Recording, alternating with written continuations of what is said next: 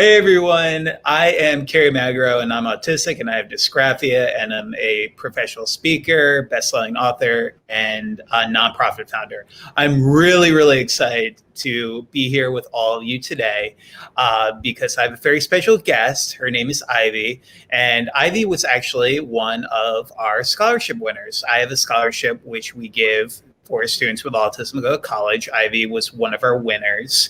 And I'm so excited to say that Ivy is also one of my interns for this semester. And Ivy has a very amazing story, which she'll talk to you a little bit about today. But Ivy is a lifelong self-advocate from Amsterdam, New York. She was diagnosed with pervasive developmental disorder and attention deficit disorder at the age of 2. And she has been utilizing her neurodiverse experience to educate and connect with others in her community. Ivy wears many hats, but she is currently in her second year of studying music therapy at Nazareth College in Rochester. And she hopes to one day ultimately attain a doctorate in special education, open up a rehabilitation clinic, and start her own nonprofit, which is really awesome. And I would love to help you down the line with that, Ivy. And Ivy's scholarship essay is on my website, kerrymagro.com. And she talks a little bit in there about some of the specialists saying that she may never speak. And now today she is succeeding. Ivy, how are you doing today? I'm wonderful. Thank you very much. So, Ivy, we had a lot of questions come in for you. And one of the questions that I absolutely loved was from a gentleman named Noel. And Noel writes, as therapists, we are told to use person-first language. In many professional circles, we are looked down on if we use identity first language. So for people at home, identity first, we're talking about autistic versus person first, where we're talking about person with autism. I've come to understand that many autistic adults prefer identity first language. Can you talk more on this subject and how professionals should handle this? I think that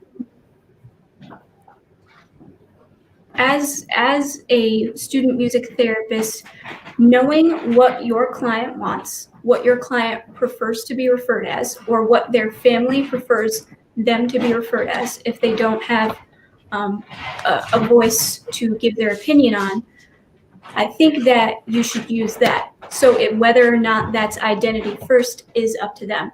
I personally use identity first language. I like going by autistic person, autistic woman, autistic adult. But there are others who like to say person with autism or student with autism. And I think both are perfectly fine. But as someone who's currently studying music therapy and will become a board certified music therapist, I've been taught by all my professors to initially use person first language. And then once you get to know the client more, asking whether or not they prefer identity or person first language is best. So working around what the client wants. I absolutely love that. And I think it goes by case, especially when it comes to self-advocates. I know some people in our community like us who prefer autistic adult, and then I know other people who prefer person with autism. So just ask us our opinion. Yeah. So Ivy, so another question came in, and a lot of people were curious about music therapy. Now, music therapy helped you growing up and has become obviously a big passion of what you're doing today. Can you explain a little bit to our viewers about how your parents were first introduced to music therapy and kind of how it benefited you when you were growing up? So the first time I was introduced to music therapy was when I went to a special education-based preschool called Whispering Pines. We had a group music therapist there, and I distinctly remembered loving every minute of it. I loved listening to music. I loved playing music. I loved singing, and I still do. My aunt, who I live with and is taking care of me, has videos of me singing and dancing to all types of music, even before I was fully verbal. So I believe that the impact that it had on me is that I know it helped me reach a point that developmental specialists thought I would never reach. So I wanted to be able to study that and use it in a way that will help others, not only like me, but in general, because music therapy is used across all ages, all diagnoses, and it's not as talked about or spoken of as occupational therapy or physical therapy, but it's definitely as important, sometimes if not more. And another wonderful thing about it is that it can be used in co-treatment with physical therapy or occupational therapy, and it's suited around the client's needs and wants. I absolutely love that. And so for people at home, I know like the main three therapies everyone always talks about is occupational, speech, and physical therapy. But did you ever have theater therapy in addition to music therapy, or was it just strictly music therapy? Because I've had a little bit of both of those too. I've heard of theater therapy and I find it quite interesting, but I've never used it. I've never used it before. I've actually considered sitting in on theater therapy. We don't have a program like that at school, but I was thinking of, I have friends who study musical theater and music therapy at the same time, and seeing how they might implement that in the future. So for people at home, if you see me go off screen a little bit, I'm looking at my second laptop, looking at all of your questions coming in and moderating that. So just so you know, just in case. But so I mean, we have another question that came in. This was a pre-submitted question. And Satandra wrote, what are the challenges that a girl on the autism spectrum may experience while in teenage years and later stages? Go ahead. That is, thank you so much to the person who asked that question. It is personally my favorite question to answer, because there are so many issues that autistic women face growing up that sometimes autistic men don't. Because we live in a patriarchal society, we're often taught and told, and even through therapies and interventions, we're taught and told to mask our stims, or mask maybe the way that we emote, or mask the way that we talk. I personally would always mask my stims while I was in high school, and it ended up making me so stressed and anxious that I would have to take a second and step out of the classroom, because I didn't know what to do, because I was taught, or I was conditioned to think in the society that's systemically ableist, that stimming was bad, or stimming was something that I shouldn't do. But also there are statistics that say that less girls have autism than boys, and that's actually also not true. I think probably maybe more of us have autism than boys, because I distinctly remember a few people that I've met before that say as a woman, I wasn't diagnosed with autism until I was 13, until I was 20, until I was 25, and I'm thinking, why? Is it because are boys allowed to act like that and we're not? I never really understood it, and when I read up more on it, that's what it was. We were conditioned to act a certain way to please a certain group of people, and that in turn hurts us. So I feel like that in turn affected future generations, including myself, and probably including generations after me, and that's also something that I want to change.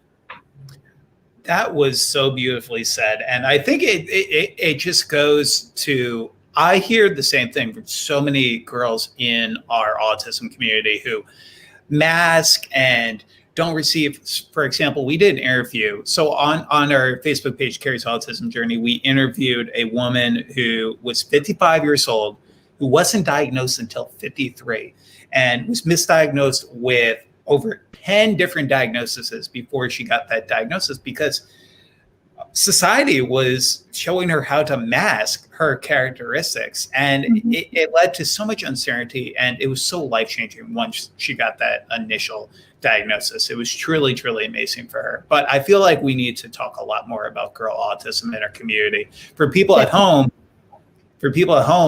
autism affects boys 4 times more often than girls. But as Ivy says, I truly think that there are probably more girls in our community who are just never getting that diagnosis. That's correct.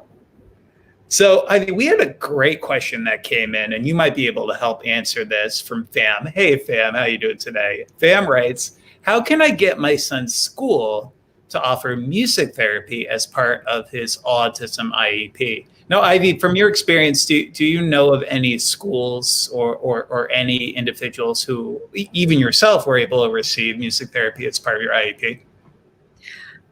Yes. So I was able to receive group music therapy while I was in preschool. I did not need it when I entered mainstream elementary, middle, and high school. But as I began my volunteer experiences, I figured out that a few of my friends back at home who I volunteer with, they were part of group music therapy, and our school had actually discontinued the funding for it. So in turn, they were never able to get it. Now, a lot of schools do this because their special education committee overlooks the necessity or the benefit of music therapy.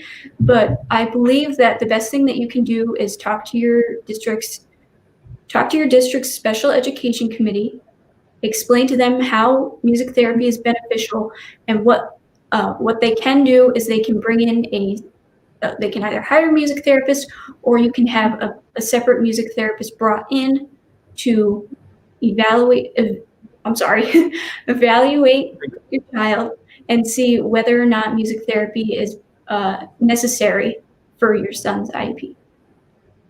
Yeah, well, so well said. And I really couldn't add anything more to that conversation. Being a little older than you, Ivy, when I was growing up, there was barely any therapies within my school systems, let alone music therapy. So my parents would always have to pay out of pocket for that. But now I'm so glad to say that more schools are trying to do more. Obviously, it's where you're based a lot of the time as well.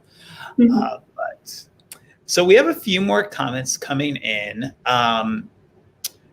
Kaylin wrote something that you kind of touched base on already about masking, which is it because girls naturally mask, or is it a taught thing? Did you naturally mask, or was it more just you think society as a whole kind of taught?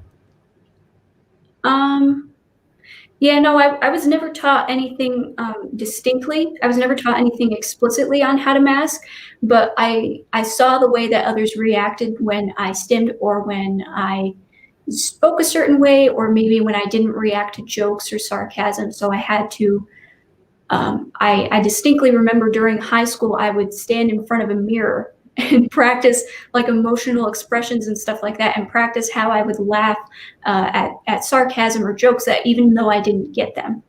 And so in turn, I feel like yes, it can be distinctly and explicitly taught, but for me personally, it was more of a societal pressure. Got it. So another pre-question that came in. By the way, everyone, Ivy got so many pre-questions. In addition to that, the first post, the tune-in that we posted for Ivy, got 1.5 thousand likes, which was amazing. And you got so many great comments that came in. So I'm sorry if we're not going to get to every single one of them today, but I'm leaving a link at the bottom. If you have any specific questions that I may be able to answer, maybe we could talk to Ivy, see if she'd be able to answer it after the time. We'll definitely try to get to that. But Anam writes, and Anam is from Malaysia, so it just shows how many people you're impacting by today's interview, Ivy. She writes, during exams, both practical and theory, did you find them challenging, and how can somebody with autism cope with that? Did you ever have any difficulties with test taking growing up? Yes, I have, I'm also diagnosed with generalized anxiety. So I do have testing anxiety.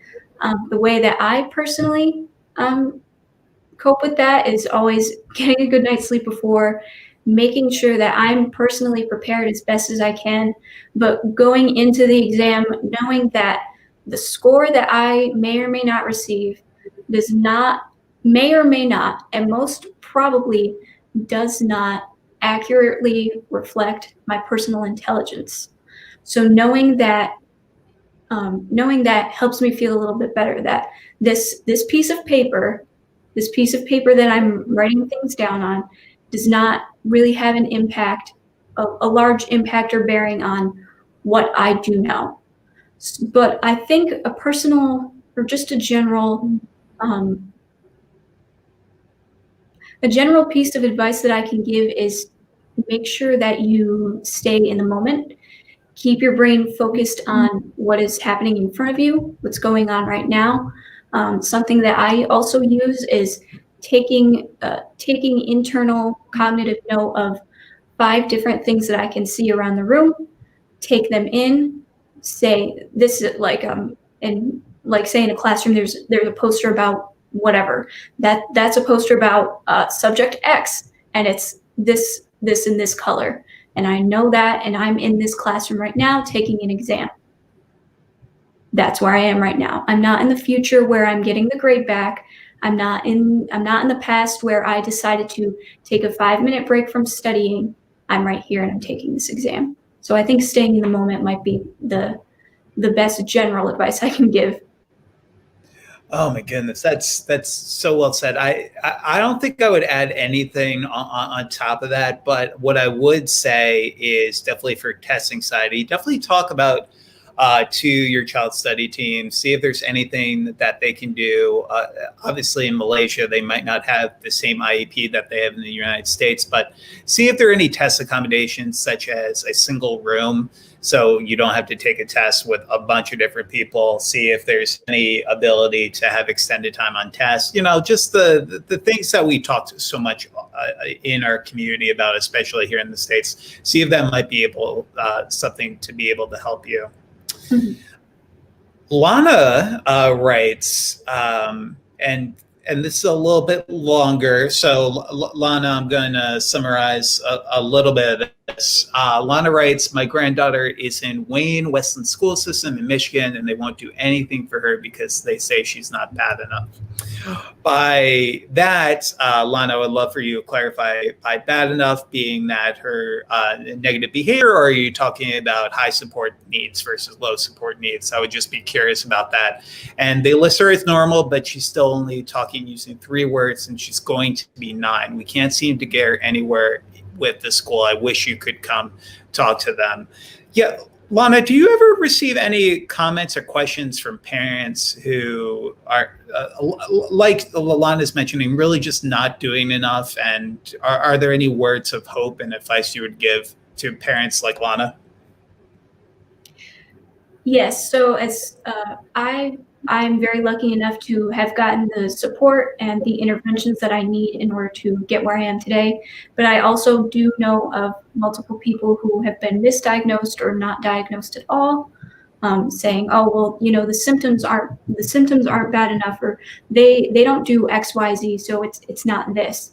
I think advocating for your child, or is it your granddaughter, advocating for your granddaughter, making sure that you speak up to the principal, the committee for special education, her teachers, reaching out to them personally and saying, hey, there's something here that's not being addressed. Reaching out to local developmental specialists, reaching out to her primary care provider, saying, hey, I know something is different with my granddaughter, something that is not diagnosed, something that has not been addressed. We need to have this addressed, and keep pushing and pushing and pushing for that. And if they still don't, then maybe reaching out to others in the community, others who either have had the same experiences or others who have a child diagnosed with have a child with a diagnosis saying, hey, listen, this is going on and I don't know what to do, because they will be your backbone. They will help you and they will support you because they have probably been there. Yeah. Build your village in any way you can. That's the advice I give to so many parents when I'm giving a talk at a parent group, a conference. Make sure that you're building your village, and make sure that village is comprised of not only parent advocates, but also your educators, your child study team, local lawyers within your child's area, because trust me, there is going to be a time where you're going to be fighting for supports, and really, really make that the people you rely on, like Ivy was mentioning. So I love this question that came in from Autumn. Hi, Autumn. How do you build your peer support? And did you connect with other girls on the spectrum? My daughter was diagnosed late on the spectrum and struggles to connect with peers, and living in a rural area, hard to connect with other girls on the spectrum. Ivy, have you connected with any other autistic women or autistic girls growing up? Growing up, not exactly. I live in a relatively small suburban area, and I believe I was the only person in my entire high school that was open about having autism, who was an open autism self-advocate and advocated for my friends that I volunteer with, who also have severe and multiple diagnoses. But I did connect, especially starting off in college. I went to college about a few months early during a summer program, and I was able to reach out to other women on the spectrum, other women with different neurodiversities and disabilities. And I think that's me being able to branch out was a very large privilege, and being able to reach out and get that support. But the peers that I have now in college are definitely my biggest base of support. Being able to have the courage to reach out and say, hey, like, this is who I am and this is what I'm fighting for. That was the big leap of faith that I had to take. And sure, a couple times I was left alone. They stepped back and said, whoa, no way.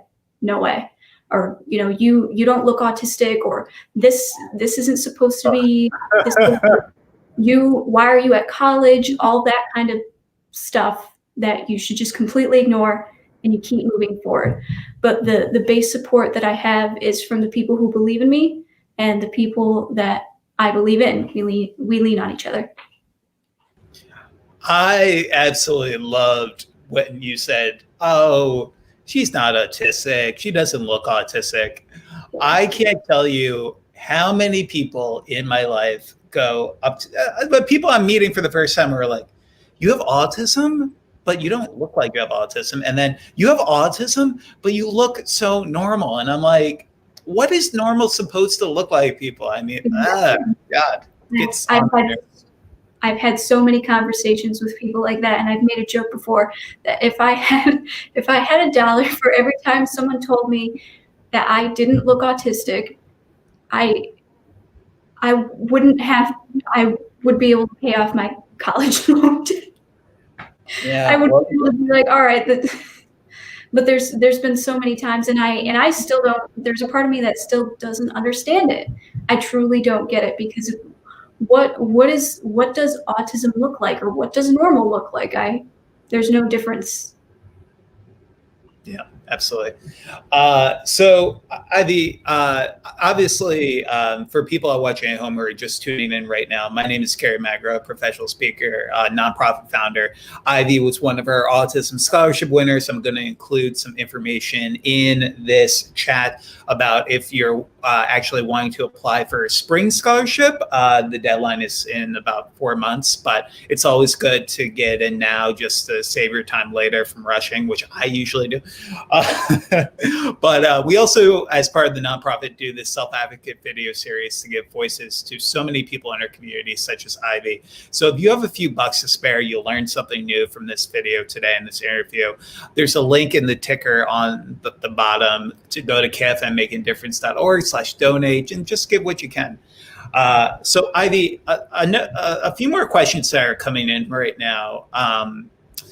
One of them we kind of talked a little bit about before going live. So you started talking at about 2 years old, a little bit after two? Yeah, around 3 years old, yes. Got it. Okay, you started talking at around 3 years old. What were some of the early, did your parents ever talk about any of the early signs that they saw that kind of led to your diagnosis? Yes, my aunt and my grandmother distinctly noticed that I would very easily get frustrated if I was very averse to certain certain sensory stimuli, rather, such as being touched. I did not like being touched, or I didn't like a certain way that um, food tasted and stuff like that. And I would get so very frustrated because I wasn't able to verbally express that. So I believe that the lack of the lack of verbality, the frustration, as well as sensory aversions and cravings. But also another big thing was my anxiety. I would get so very anxious around if I was around new people, I would just completely shut down. I would not have any response. I would just sit there, not say or do anything. I would just block everything out.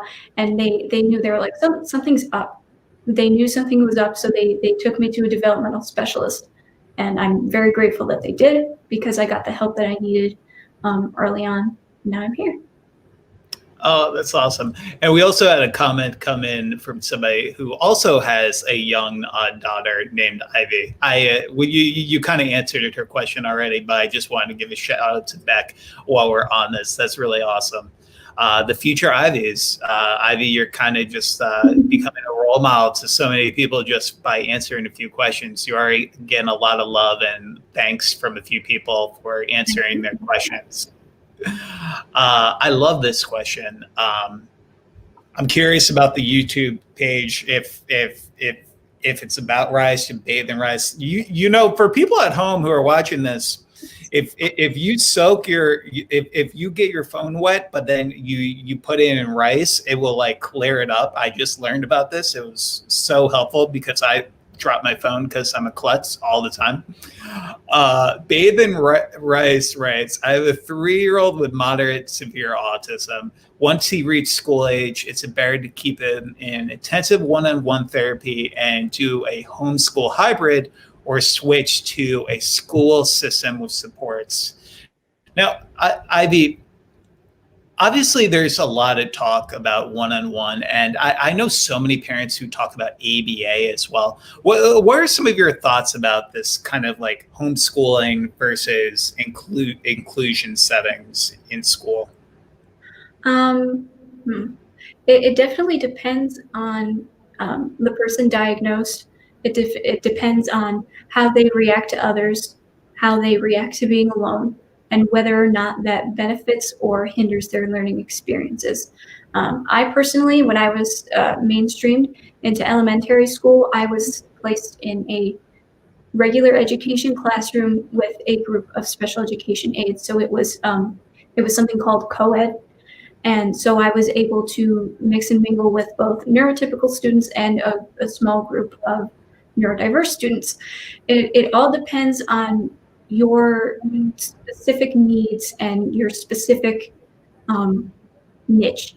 What area or what environment do you thrive in? So personally, when I'm working academically now, I thrive when I work by myself in a quiet area. Others thrive when they work with others, maybe in a loud, bustling area. Maybe that helps them, in a sense, concentrate.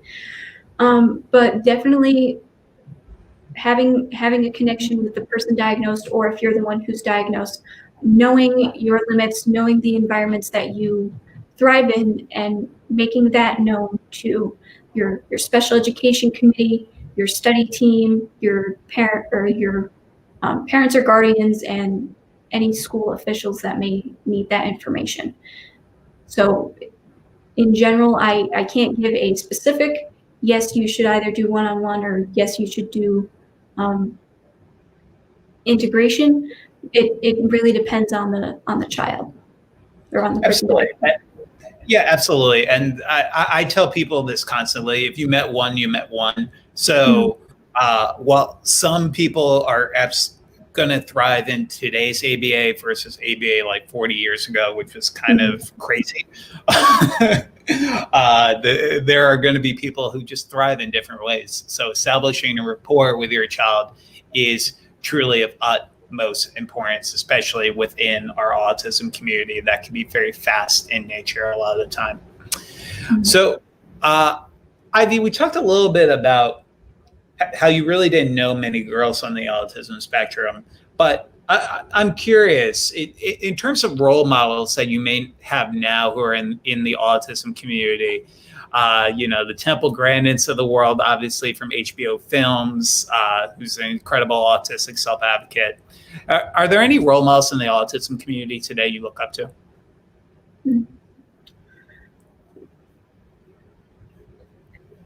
That's a tough question for me to answer. I do look up and I admire all autism self-advocates, but since, I mean, every person with autism is different, I haven't found one specifically that I can super relate to and say, yes, like I also experience this, or I feel, the same way. But I do, I do look up to a lot of people who specifically write, whether they write books.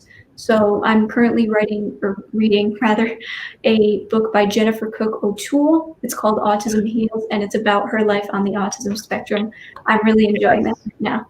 So I guess I would say that she's one of my role models, but also people who are on the spectrum and they write for whether it's television or theater.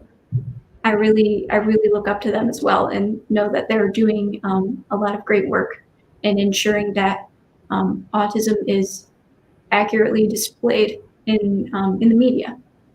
And when it is so funny you mentioned Jennifer O'Toole because she's a friend. We've spoken at countless events and conferences together. And for people at home, I'm going to share one of her books in the comments. It's Asper Kids. It's a great way to understand a little bit more about autism from a girl's perspective. I can't wait for you to write a book, Ivy. I'm just throwing that out there. I'm not trying to put you on the spot or anything, but if you ever want to consider it, you have a buyer in me. But definitely people check out Jennifer O'Toole. She is a great resource, talks a lot about girl autism, and it's also a public speaker like myself. So if you ever need a speaker for a conference, definitely look up her name.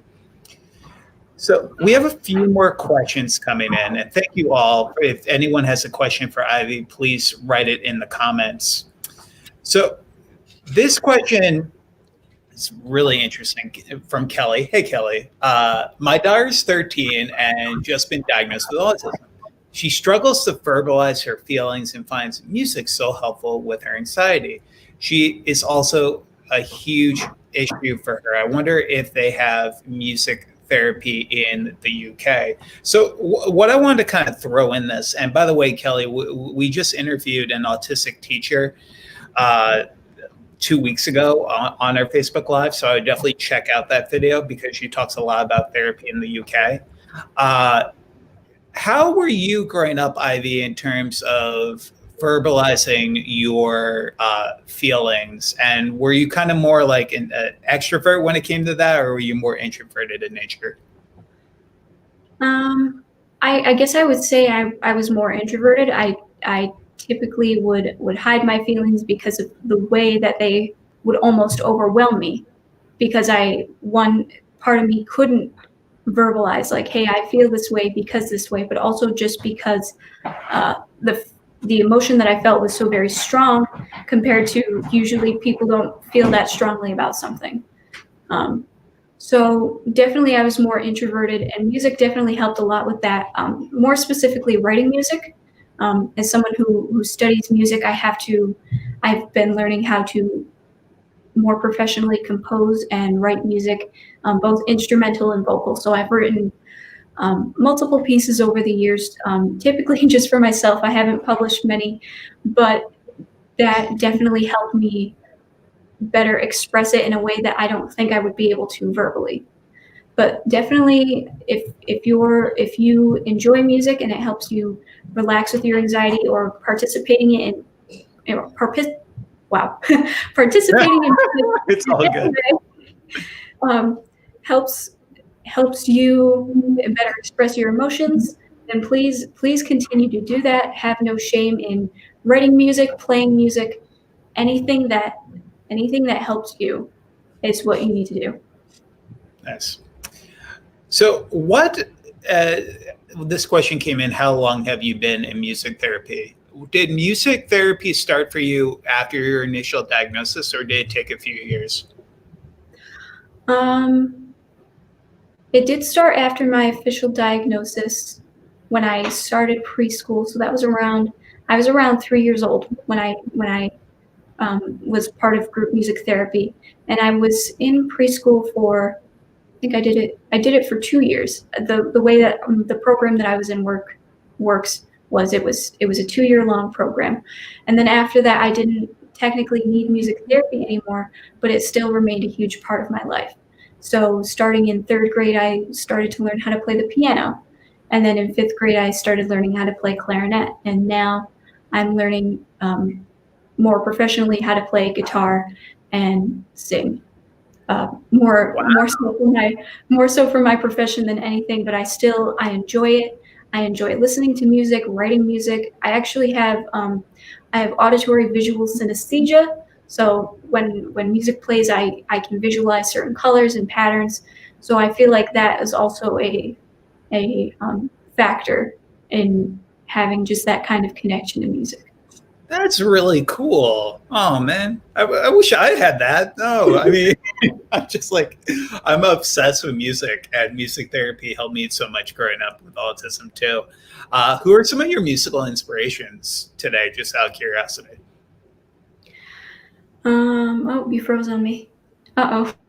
I froze on you. Hey everyone, we're going to try to get Ivy back really quickly. So Ivy, Ivy's frozen for a second. We're going to get Ivy back on in just a second. But for everyone listening at home, we're talking to Ivy. Ivy's an incredible advocate. We actually gave her a scholarship. Hey, there, you're back. Sorry about that. We were talking behind your back for a minute while you were gone. But now that you're back, we don't have to talk behind your back. No, we were just talking a little bit for people who just tuned in about your scholarship win, and a little bit about just some of your career aspirations. So, Ivy, just to follow up on the question, who were some of your musical inspirations? And if you even want to go there, like, who are some of like your top like Spotify, iTunes playlists? Who are the people who you absolutely adore? Well, personally, my musical inspirations are probably the teachers that I've had over the years. So my piano teachers, Rochelle and Mrs. Bryce, my clarinet teacher, Mrs. Stephanie Boyce.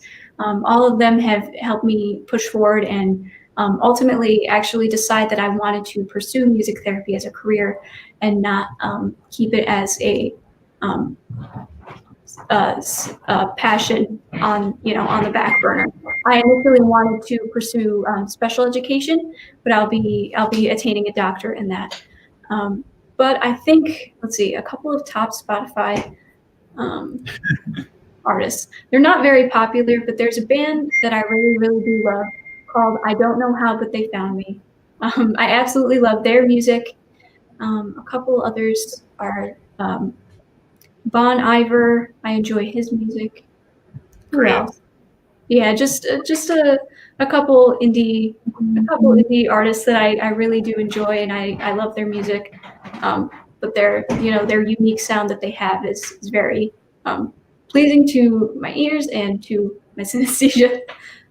I know, absolutely. So we had a question come in about comorbidities and dual diagnoses. So obviously, in addition to autism, you have ADD, and you had mentioned a few other diagnoses. Were you diagnosed with all of them around the same time when you were around 3 years old, or did you receive diagnoses as you were growing up? Yes, I was diagnosed with them all at around the same time. I was diagnosed with autism first, and then not very long after ADD and anxiety at around the same time. But mainly what my family had noticed first was the anxiety, but developmental specialists thought it was because of autism. So I had the autism diagnosis first, and then the autism or anxiety and ADD. Got it. So Kelly, hey Kelly. Kelly just wrote in and she asked, could you mention the diagnosis of? Oh, and then somebody just commented about it. It's called audiovisual synesthesia. Synesthesia. That's actually my Aunt Kara who commented that. Hi. Oh, hey Kara. Hey Aunt Kara. Oh, this is a family affair. I love it. I'm about to call my parents, tell them to come on. Awesome. Very cool. Yeah. So Kelly, just so you know, it's in the comments. So definitely check that out if you're interested in learning more. Some people are writing in, very inspirational. Thank you all for the comments as well. Yes. This live will be up after we're done. So if you want to look back and see about the stuff we're talking about, definitely let us know. So obviously we talked a little bit about what are some things you shouldn't say to somebody with autism. Are there any big misconceptions about autism that you currently see that you wish were debunked within our community? Yes, mostly that that all autistic people experience the same thing. That's not generally one within the community, but I'll speak to others and say, my autism includes X, Y, and Z, and mainly the thing for me is large. Oh, you're gone. That's okay. I'll keep talking. Large sensory aversions, as well as cravings, and others are fine with loud noises or bright lights, and I absolutely cannot stand them. So I believe that every autistic experience is different, is something that needs to be well spread within the autism community as well as outside of it. Also that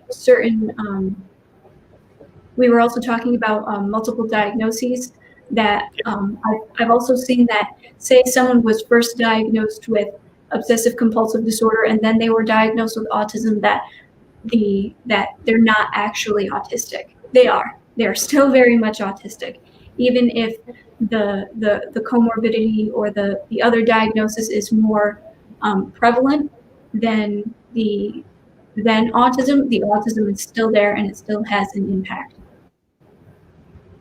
So everyone watching at home, there's just technical glitches all over the place. You gotta love technology in 2021. You thought you think it would be a little bit more up to date, but again, for everyone tuning in, my name is Carrie Magro, professional speaker, talking to Ivy, who's just an incredible autistic advocate. If you have any questions for Ivy, please write them in the comments, and we'll try to get to as many as we can. There's so many comments that have come in already. I think we're over 100 now, which is really awesome. So Ivy, I absolutely love that. Even though I just blanked on camera, I could still hear everything that you were saying, which was really great. Some people are writing in talking about how badly they need music therapy, which, I think music therapy is very up and coming within our community. Have you heard of any other advocates who have successfully navigated music therapy? Anyone at all who you've heard has kind of just thrived using music therapy, along with yourself, obviously, but anyone else? Not exactly. And in fact, I've actually looked around for that, and including another one of my another autistic author that I look up to, Daniel Tammet. I actually tried to read up on him, and I couldn't find anything about people that I looked up to who benefited from music therapy. So I hope to maybe help others to benefit from music therapy and be able to have spread the word about it. Absolutely. Very cool. So, Ivy, this is another question that I ask most of the self-advocates I interview. And obviously it's so funny because today's the inauguration. If you were president for a day, what would you like to see accomplished for people with autism? And if you want it to be a little bit broader, you could also just say any individual impacted by a diagnosis. Is there anything at all you wish was kind of changed within our society? Oh, absolutely. I could talk for hours about it, but I will give a brief synopsis that I wish for more accessibility in general for people impacted by diagnoses. You see general accessibility like wheelchair ramps or elevators, but there's so much more that we need and that we can benefit from, which includes personally in my college experiences, the fire alarms for me have been physically debilitating. The lights that they have are they're near blinding for me. So I believe that having that extra step of accessibility, making sure that areas that are open to all, that making sure that they're accessible to all, I think would be the main thing, as well as eliminating ableism in the workplace, whether it's just kind of a generalized and blatant, or if there are microaggressions, which I've definitely bore witness to multiple times. So I think that also eliminating, whether it's within the policies of the workplace or whether it's blatant ableism from coworkers and bosses and supervisors and stuff like that. Nice. So I love this question because my mom had 9 cats growing up, so I absolutely adore animals. Beatrice writes, "Hey Beatrice, do you have a pet and do they help calm you down?" Oh, actually, in fact, I do have a pet, and I will be right back to get her. It's all good. It's all good. So everyone, my mom loves cats. And there's so many people in our autism community who utilize service dogs. There are other people who have different other service animals. So I would definitely recommend looking up, just doing a simple Google search and just typing in therapy dogs, therapy animals, because they're really, really helpful, especially from the communication aspect as well. Temple Grandin has a great quote where she says that she engages better with animals than she does people. And I feel like a lot of my mentees also have a similar connection to pets. Oh my goodness, everyone watching at home. All right, Beatrice, I'm just going to move your hide for a second so we can see the dog, and I'm going to move the banner as well. Who is this? This is Reese. She is my pet Shih Tzu. She is 13 years old. We've been best friends since I was about 7 years old, and I absolutely love her. We are best friends, and she definitely helps me calm down. She's my little couch potato. She'll just sit right here for days, but she definitely helps me calm down. Especially if I'm working or studying something, she's usually right there next to me. And if I'm ever feeling stressed or overstimulated, I know I can just give her a quick scratch behind the ears, and she'll be right there. Oh, so cute, so cute. Oh my goodness, thank you for oh God, I can't. There's the lack of my attention span.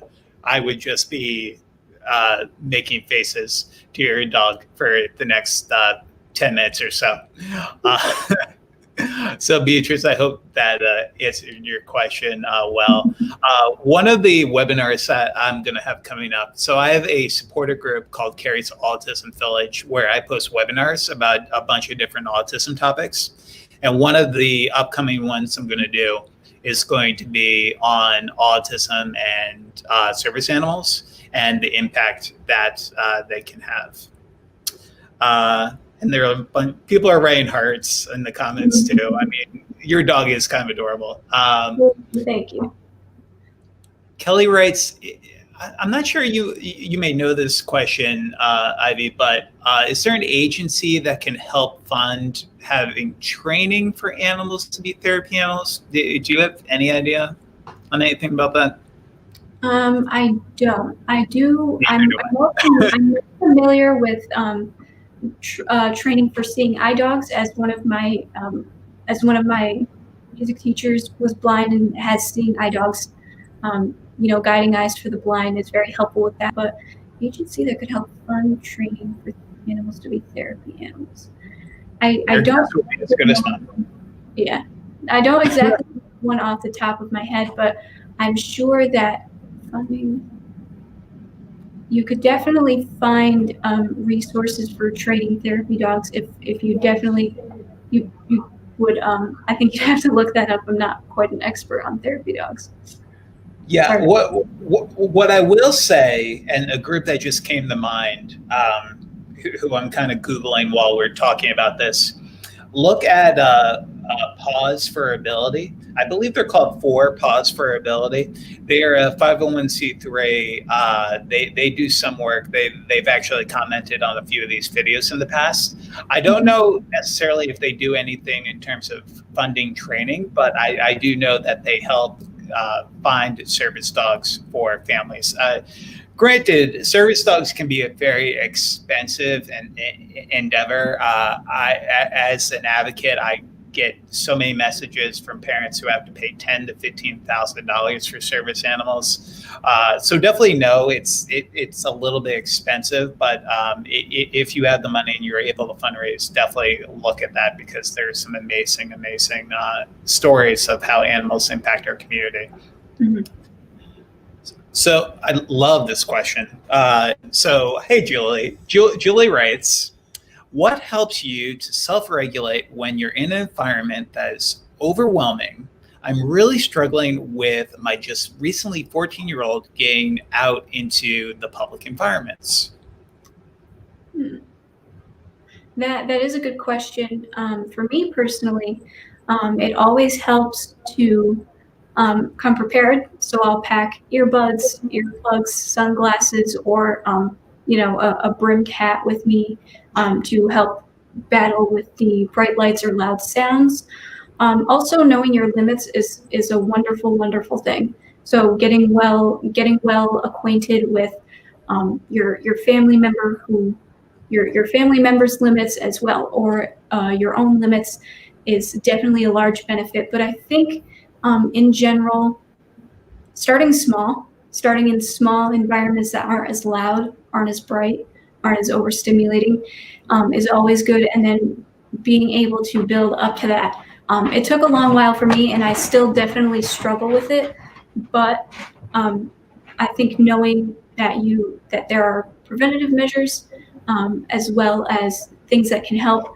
I've also heard that I personally don't use them, but stim toys, if out in public, can help self-regulate. I usually just stim with my hands in a non-harmful way, and that'll help me, but others would greatly benefit from stim toys, and I definitely recommend them. Yeah, absolutely. Julie, I have a webinar on sensory challenges for those with autism. Definitely message me after this. I would be more than happy to let you know how you can get the link to that so you can check that out. Because one of my biggest challenges growing up on the spectrum was sensory. After I started talking, you couldn't get me to stop talking, but sensory was such a huge challenge. For everyone at home, I can't thank you enough for having an hour with us and hearing a little bit more about Ivy's story. Ivy, you were amazing. For people at home, if you want to follow Ivy, this is her Instagram handle. I believe I got that right, Ivy. Does that look correct? Okay, 2_ Ivy .102. So you can follow her and her journey. And for everyone, again, my name is Carrie Magra, a public speaker and nonprofit founder. If you gained anything from this hour and you have a few bucks to spare, and want to make a tax deductible gift to our nonprofit on the ticker, kfmmmakeadifference.org/donates, just if you have a few bucks to spare. Ivy, is there anything else you would like for people at home to know about your story? Just to, yes. I I know think it's that, broad. the main thing is that the diagnosis that I got and the prognosis that I had was not accurate to the potential that I possessed and that I still do possess. I do have struggles and I do face them on a regular basis. However, with the correct amount of support and the correct resources, I have the wonderful privilege of being able to overcome them and follow my dreams and push myself further in order to reach them. Not always are what you are told is the limits of you or your loved one's potential. Make sure to always be supportive of them, be kind, have love and compassion for them, because that will also ultimately help them be able to reach their full potential. Awesome. Very well said, Ivy. Again, I wanted to thank our guest, Ivy, who was incredible today for this hour. And again, everyone at home, we are trying to do these every week. So if you have any suggestions for self-advocates that you may know of who would like to be featured at Facebook Live, definitely write them in the comments. You can also message me on my Facebook page, Carrie's Autism Journey, with any individuals. And if we didn't get to one of your questions today, definitely message me and maybe we'll try to hopefully get to answer that question in the future. So for everyone now, Carrie and Ivy signing off. And thank you again. Have a great, great day. Bye.